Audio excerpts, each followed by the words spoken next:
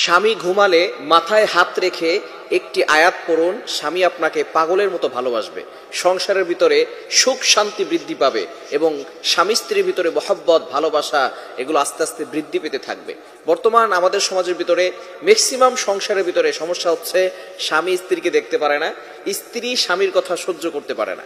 এই সমস্যাটা অনেকের ভিতরেই দেখা দিচ্ছে। অনেকে আমাদেরকে ফোন দিয়ে বলে, হুজুর স্বামী আমাদের কথা শোনে না, অথবা অনেক স্বামী আছে পরকীয়ায় লিপ্ত আছে, অনেক স্ত্রী আছে হারাম সম্পর্কের ভিতরে লিপ্ত হয়ে যাচ্ছে।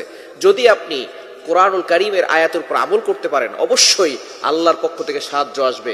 আল্লাহ তাআলা এই বিপদ থেকে আপনাকে হেফাজত করবেন। প্রত্যেকটা স্ত্রী চায় যাতে করে সে তার স্বামীর ভালোবাসা পেতে পারে। কোনো স্ত্রী চায় না যে তার স্বামীর ভাগ অন্য কাউকে দিতে।